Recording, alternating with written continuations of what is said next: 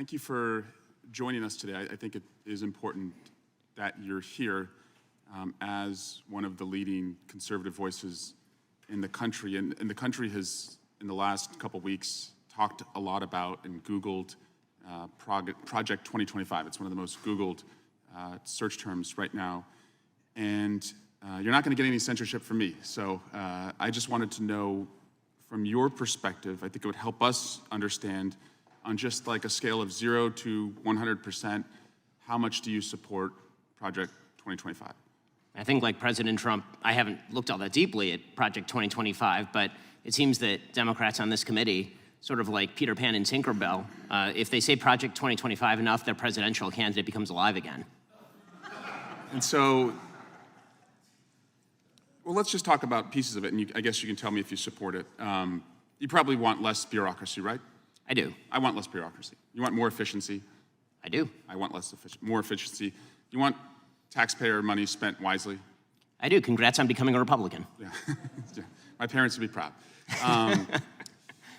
Mass deportations, it calls for that. Do you support that part? I support the deportation of any illegal immigrant who is in the United States who is not of benefit to the generalized American public. So if they're picking agriculture that puts food on the tables of everyday Americans, they've never committed a crime inside the United States, they didn't come across with documents, should they be deported?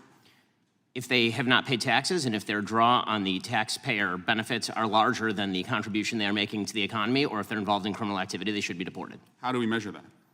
The same way that the IRS measures my income every year. It seems like if the IRS can track down every aspect of every receipt that I've ever submitted, and so they can do so for hundreds of millions of other Americans, they can do that for illegal immigrants as well, except for the fact that no one knows how many are in the country thanks to this administration. So you would be cool with creating a system where they could pay those taxes if they wanted to and then stay and work and put food on our table?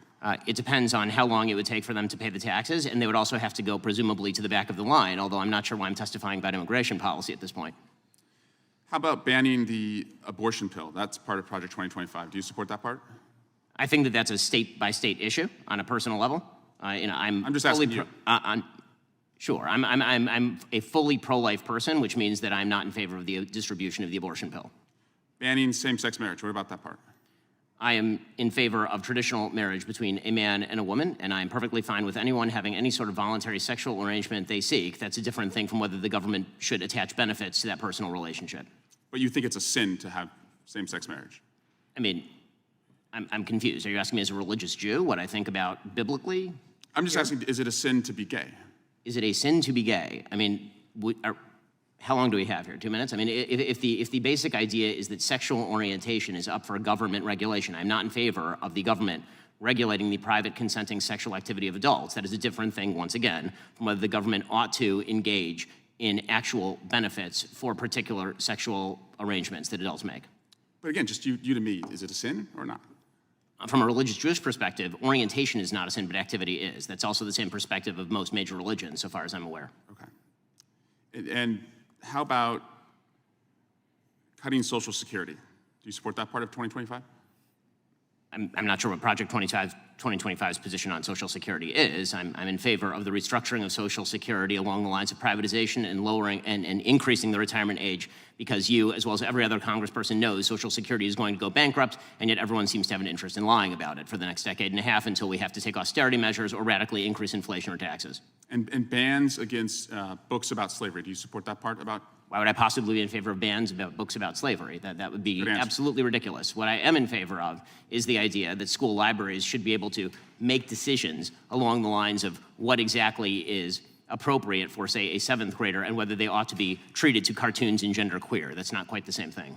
And just because we found some receipts, you did say, I think homosexual activity is a sin. Yes, I'm a religious Jew, that's true. I'm sure there's a genetic component. You found me out. Orientation. But the view of all religious people I know has always been that sexual behavior is something that is up to you.